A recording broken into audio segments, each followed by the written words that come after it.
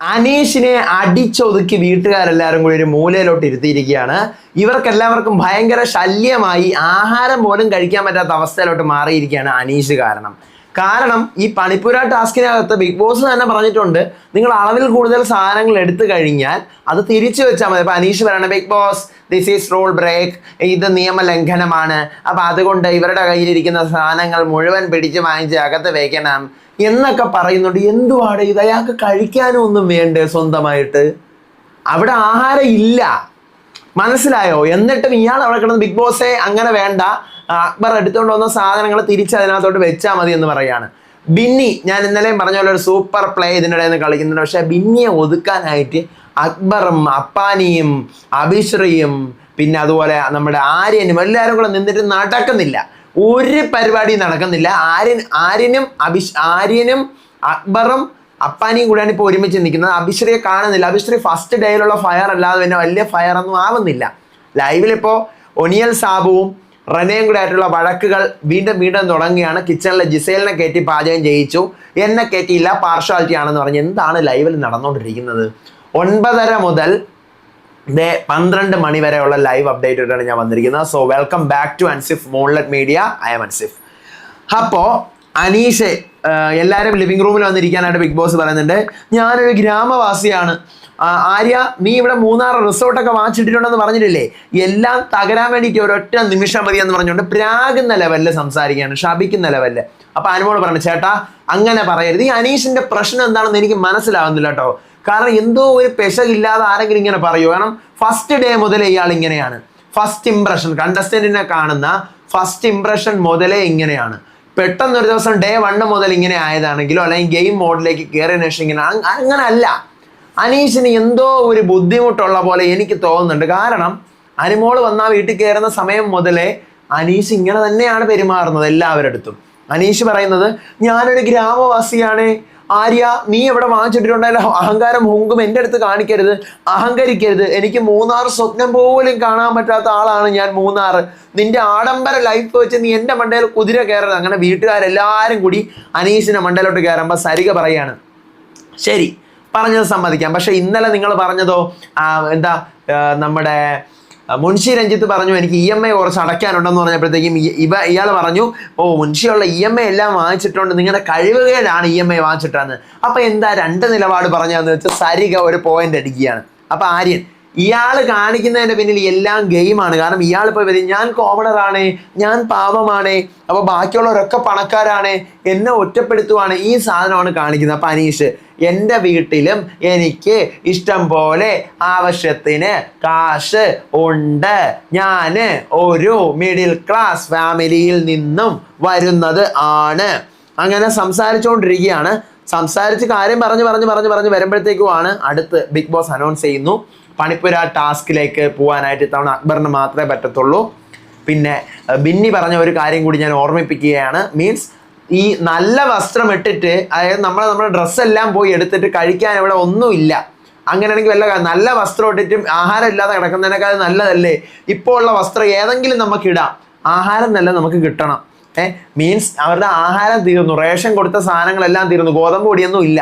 ഉച്ചത്തെ ചോറും കൂടെ കഴിഞ്ഞാൽ രാത്രിയിലത്തേക്ക് അവർക്ക് കഴിക്കാൻ ആഹാരമില്ല. അപ്പൊ അതുകൊണ്ട് നമ്മൾ ഇനി ആര് പോയി കഴിഞ്ഞാലും, ഈ അക്ബർ പോയി കഴിഞ്ഞാലും ഫുഡ് ഐറ്റംസ് മാത്രമേ എടുക്കാവൂ എന്നൊരു പ്ലാനാണ്. കാരണം ഡ്രസ്സ് വേണമെങ്കിൽ നമുക്ക് 1 ആഴ്ച 2 ആഴ്ച 300 ദിവസം വേണമെങ്കിൽ നമുക്കൊരു ഡ്രസ്സ് ഇട്ട് എങ്ങനെയെങ്കിലുമൊക്കെ മാനേജ് ചെയ്ത് കുറെ പോവാം. പക്ഷെ നമുക്ക് ആഹാരം കഴിക്കാതിരിക്കാൻ പറ്റുമോ? ഒരു ലിമിറ്റ് കഴിഞ്ഞാൽ പറ്റത്തില്ല. അപ്പൊ അക്ബർ പറയണ, എൻ്റെയും പ്ലാൻ ബിഗ് ബോസെ ഈ പറഞ്ഞ പോലെ ഫുഡ് ഐറ്റംസ് എടുക്കാൻ വേണ്ടി തന്നെയാണ്, ഡ്രസ്സല്ല, നമുക്ക് ഭക്ഷണമാണ് ഇമ്പോർട്ടൻറ്റ്. പിന്നെ ഇവിടുത്തെ ക്യാപ്റ്റൻ ആണെങ്കിൽ ഒരു ഭൂലോക പരാജയമാണ്, അതിനകത്ത് അയാൾക്ക് ഇതിനെ പറ്റിയൊന്നും ഒരു ചിന്തയില്ല. അപ്പൊ അനീഷ്, മൂക്ക് മുട്ട തിന്നിട്ടാണ് ഈ ഡയലോഗ് അടിക്കുന്നതെന്നുള്ള കാര്യം ഓർമ്മ വേണം. മൂക്ക് മുട്ട തിന്ന് ഏമ്പക്കവും വെട്ടിട്ടാണ് ഈ ഡയലോഗ്. അപ്പൊ അനുമോളിച്ച് എന്തുവാണോ താൻ ഈ പറയുന്നത്?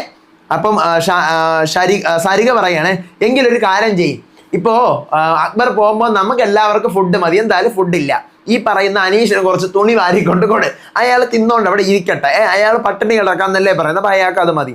ബിഗ് ബോസ് പറയണം, ബിഗ് ബോസിന്റെ ട്വിസ്റ്റ്, അക്ബറെ ഇത്തവണ അക്ബറിന്റെ പേഴ്സണൽ സാധനങ്ങളും അക്ബറിന് പേഴ്സണലായിട്ട് ഇഷ്ടമുള്ളതും അക്ബറിന് പേഴ്സണലായിട്ട് കഴിക്കാൻ ആഗ്രഹമുള്ളതും മാത്രമേ അതിനകത്തുള്ളൂ, വേറെ ഒന്നുമില്ല. അക്ബറിന്റെ കണ്ണിൽ മിന്നലടിച്ചാൽ എന്തെങ്കിലും പ്രോബ്ലം ഉണ്ടോ? പറഞ്ഞ ഇല്ലെന്ന് പറഞ്ഞാൽ അത് ഒഴിവാക്കുമോ ബിഗ് ബോസ്? ഇല്ല, അങ്ങനെ അതിനകത്ത് വെച്ചിരിക്കുന്ന മിന്നലടിക്കുമ്പോഴത്തെ ഒരു സാധനമാണ് എന്ന് ബിഗ് ബോസ് പറയാണ്. 20 സെക്കൻഡ് 500 പോയിന്റുകൾ. അക്ബറിന്റെ പേഴ്സണൽ സാധനങ്ങൾ, അക്ബറിന് ഇഷ്ടമുള്ള പൊറോട്ട, മറ്റത് മറിച്ചത്, അക്ബറിന്റെ ഡ്രസ്സ്, അക്ബറിന്റെ കോസ്മെറ്റിക്സ്, അക്സസറീസ്, ഇത് മാത്രമേ ഉള്ളൂ. അക്ബറാണ് ഈ വീക്കിലി ടാസ്ക് ചെയ്തതുകൊണ്ട് അക്ബറിന്റെ സാധനങ്ങൾ മാത്രം. പിന്നെ ഫുഡ് ഐറ്റംസ് ആയതുകൊണ്ട് അത് എടുത്തുകൊണ്ട് വന്നിട്ട് നമുക്ക് ഷെയർ ചെയ്യാൻ പറ്റുള്ളൂ. ഷെയറിങ് ഈസ് നോട്ട് കെയറിങ് എന്നാണ് ബിഗ് ബോസ് ഈ സീസണിൽ പറയുന്നത്. എന്നാലും അക്ബർ പോകാനായിട്ട് തീരുമാനിക്കുകയാണ്. മൊത്തം പോയിട്ട് തിരിച്ചു വരുന്നു. അനീഷിനെ എല്ലാവരുടെ അടിച്ചൊതുക്കുകയാണ്. കാരണം അനീഷ് അതിനുശേഷം ഒന്നും മിണ്ടുന്നില്ല. അങ്ങനെ അക്ബർ പോകുന്നു. 690 പോയിന്റ്സിന്റെ സാധനം എടുത്തുകൊണ്ട് വരികയാണ്.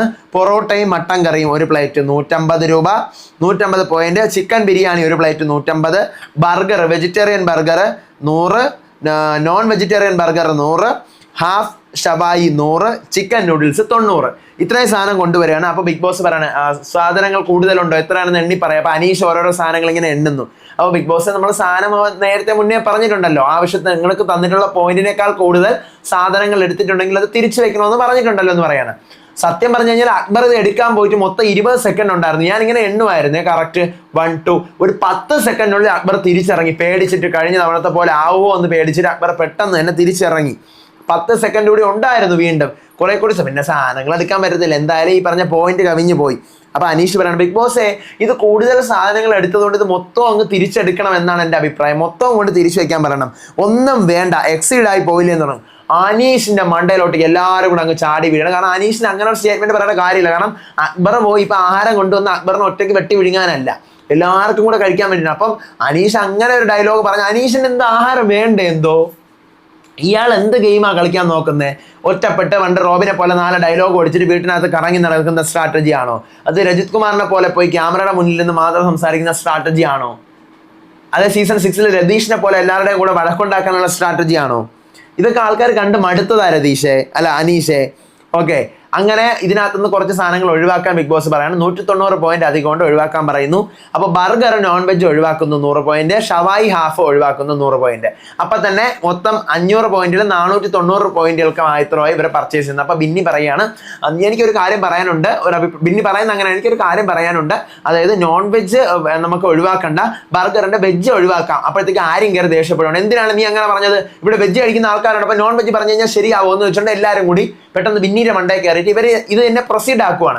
അപ്പൊ ബിന്നി ഞാൻ പറഞ്ഞത് അങ്ങനെയല്ല, നമുക്ക് നോൺ വെജ് ഓർഡർ ചെയ്തിട്ട് ബാക്കി ഇവിടെ വേറെ വരുന്ന വെജ് ഐറ്റംസ് ബാക്കിയുള്ളവർക്ക് കഴിക്കാൻ പറ്റുമോ നമുക്ക് ചോദിച്ചിട്ട് അത് ഫിക്സ് ആക്കാം എന്ന് പറയണം. ഓൾറെഡി ബിന്നിയുടെ അടുത്ത് അക്ബറിനും കലിയുണ്ട്, അപ്പാനിക്കും കലിയുണ്ട്. ഇപ്പൊ ഈ വിഷയത്തിൽ ആരും വെജ് ആണെന്നാണ് എനിക്ക് തോന്നുന്നത് സംസാരം കേട്ടിട്ട്. അപ്പൊ ആരിനും ഈ കേസിൽ കലിയുണ്ട്.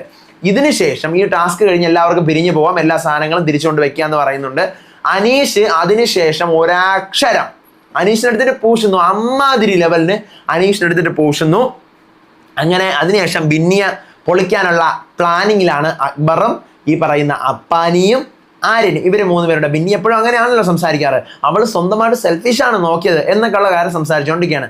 ഇതേ സമയം കിച്ചണിൽ ഒനീല്, പിന്നെ ജിസേല്, അനീഷ്, സരിക, റെന, ബിൻസി ഇവരെല്ലാവരും നിൽപ്പുണ്ട്. ഇതിനകത്ത് ജിസേൽ എന്തോ സ്പെഷ്യലായിട്ട് കുക്ക് ചെയ്തുകൊണ്ടിരിക്കുകയാണ്, എന്തോ ഒരു നോർത്ത് ഇന്ത്യൻ ഡിഷ്. അപ്പൊ ഇതിന് കിച്ചൺ ടീം അനുവാദം കൊടുത്തു. അപ്പൊ റെന എന്തോ അവിടെ കുക്ക് ചെയ്യാൻ എന്തോ വന്നപ്പോഴത്തേക്കും റെനെ അങ്ങോട്ട് കയറ്റിയില്ല. ഇതിന്റെ പേരും പറഞ്ഞുകൊണ്ട് ഒനിയിൽ പാർഷ്യാലിറ്റി കാണിക്കുകയാണ്. ജിസേലിനെ അവിടെ നിന്ന് പറഞ്ഞു വിടണം എന്നൊരു സാധനം പറഞ്ഞുകൊണ്ട് വഴക്ക് കൂടിക്കൊണ്ട് നിൽക്കുകയാണ്. ഇനി അതെന്തായാലും ഒരു യമണ്ടൻ മുട്ടൻ വഴക്കാവും, നോക്കാം. അപ്പൊ അടുത്ത ലൈവ് അപ്ഡേറ്റോട് ഞാൻ വരാം. അപ്പൊ ഇതുപോലത്തെ ലൈവ് അപ്ഡേറ്റ്സ് ആയിട്ട് നമ്മുടെ ചാനൽ മറക്കാതെ സബ്സ്ക്രൈബ് ചെയ്യണം. അടുത്ത വീഡിയോ ആയിട്ട് വരുന്നവരേവർക്കും ബൈ.